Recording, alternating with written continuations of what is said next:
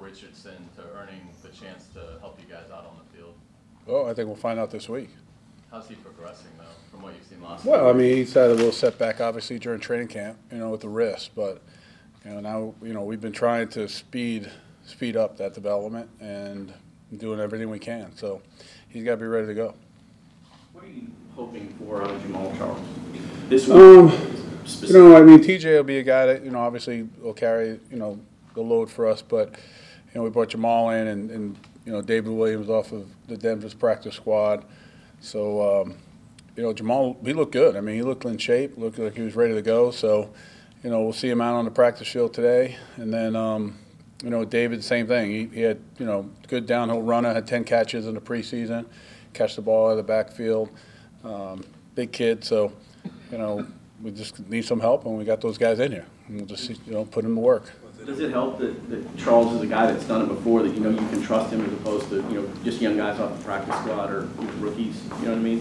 He's got a track record. Probably the same thing, Yeah, I mean, he has a track record, but you want to be able to make sure that it's production, And he looked to be the part the other day when we worked him out, so we'll see how he does today. After Cam Robinson went down, you mentioned that AJ or Linder could move to left tackle. Is that still a possibility? Yeah. It's still a possibility. We'll look at things during the week. We'll discuss them. Who's your starting left tackle as of today? Walker. Walker still. What stands out about Dak Prescott in terms of problems he can create for you? Oh, he's a good athlete, can run, he's got a real strong arm, he's got really good command, real confident, real poised, doesn't get rattled, doesn't take, doesn't turn the ball over. So I think those are a lot of the things that make him a good quarterback. Is Walker because Wells is out? Wells will be out this week. Okay, how long is that looking like, that kind of work? I don't know, I'll know more next week, About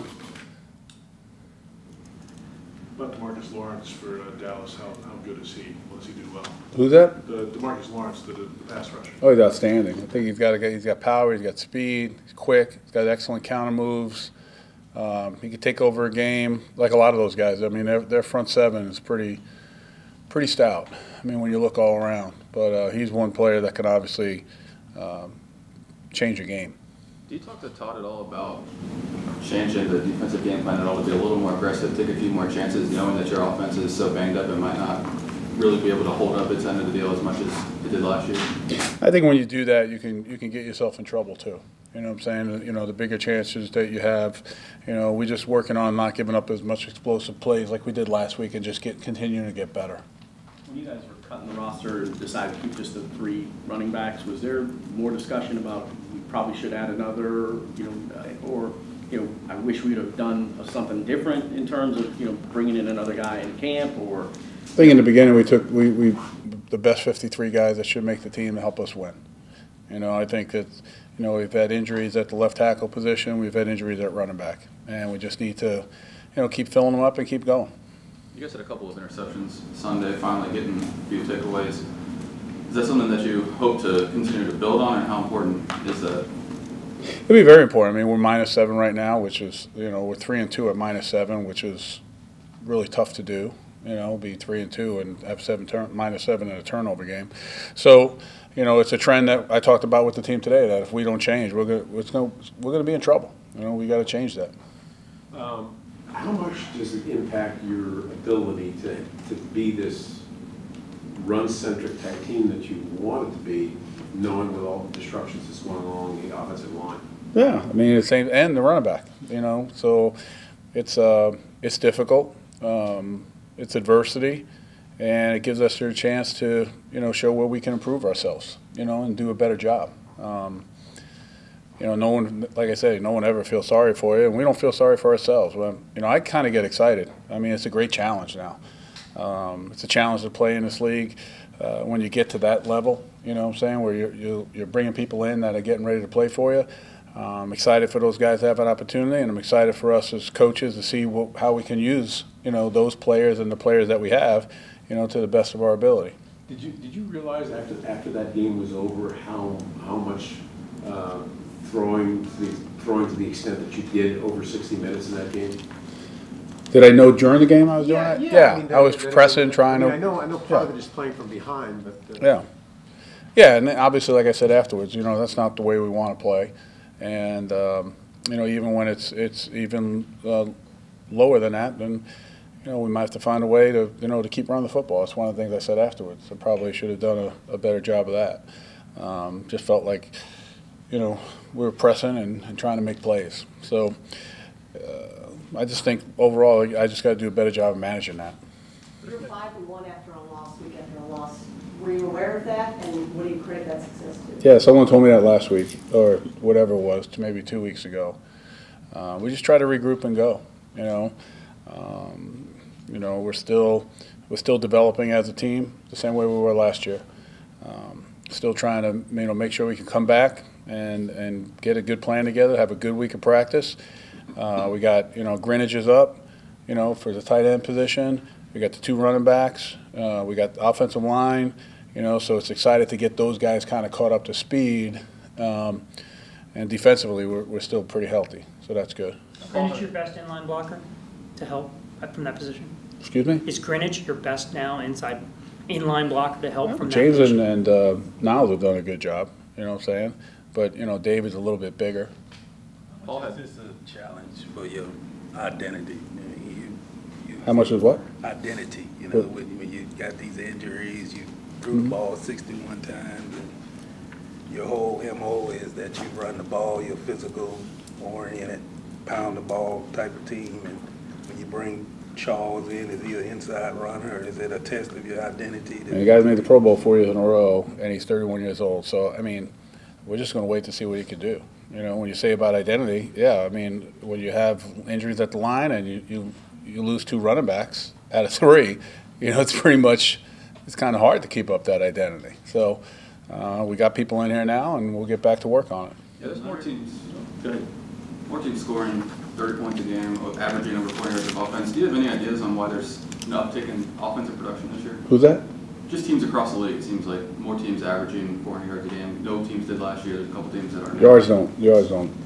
I don't get Points too. concerned about yards. More teams scoring. The upper echelon Yeah. teams are scoring more points. You still have any idea? No, give me a team, I'll tell you. Kansas City, Rams, Kansas City, Vikings. look at Kansas City's, look who they have. You know what I'm saying? Look at who the Rams have, They don't have it, they pretty much got everyone playing, you know what I'm saying? And they don't have any injuries, and they have the ability to do it. What kind of challenge does Ezekiel Elliott present? Probably the best running back in the league.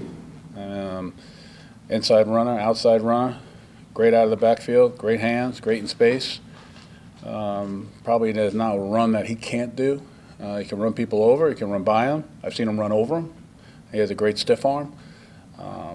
Can't say enough good things about the guy. He's a load. He's tough.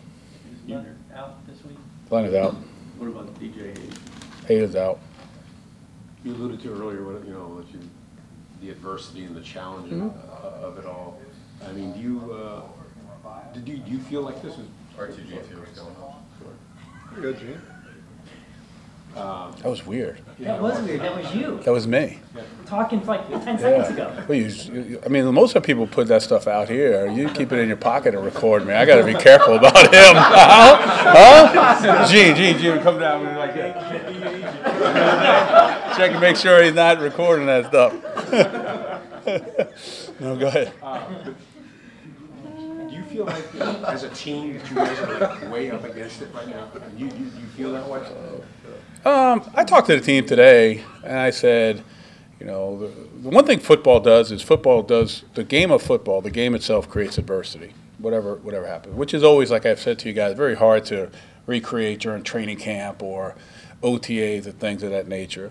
So, when you're going through this, same thing like you're coming off a loss or, you're having injuries or you're waiting for guys to get back or you're implementing new players into your team, it's some people will call it adversity, some people call it challenges. I'd look at it as, it's an opportunity to do something more, to do something better, to think that, are we sitting back there and feel like, oh, shoot, our backs are up against the wall and things of that nature. We got this second quarter, which is a tough quarter. We opened up with a loss. We've got to get back on the road to win. I don't think it's, you like to, make sure that you prepare like, you know what I'm saying, you're backed up against the wall. But you say that every week. You want to prepare like, I forget what the saying is, but it's, you know, you want to make sure that you know, prepare like, you know, I forget what it is. I can't believe it. But it was, you just want to always prepare that way. You know, backs up against the wall, let's go to it. Because you only have 16 games, so you got to put everything into it. You know, you don't want to let opportunities go by, because that's the one thing you look at after the season's over, when you look back. Even if, like for me, at week 5, you look back and go, oh, we had an opportunity here, we had an opportunity there, or we should have closed this out better. You know, so I think there's always the things that go on. All right, last one with Phil. Mouse Paul looks like he's going to obviously have an expanded role with Safarian Jenkins down for a while. What makes you confident that he can sort of handle that, you know, kind of a quasi #1 tight end role, given what he's done in this league before? I think both he and James are a good combination for us. I think that they've both worked extremely hard. They both have speed. They both can catch. You know, Niles can. Both guys can play in the backfield. Both guys can, you know, move outside. I think that you know, those guys, you know, roles are probably obviously, you know, increase with the inline stuff and in the backfield stuff. So I just feel like, you know, when you have availability and players are out there quite a bit, and you can see what they can and cannot do, you have a better level of confidence. You know, when players aren't out there and you don't know, or they're not practicing, then I think it's tough, because you really kind of rolling the dice. You don't know what you're going to get. Thanks, guys. All right. Thanks, Doug. Thanks, Mm-hmm.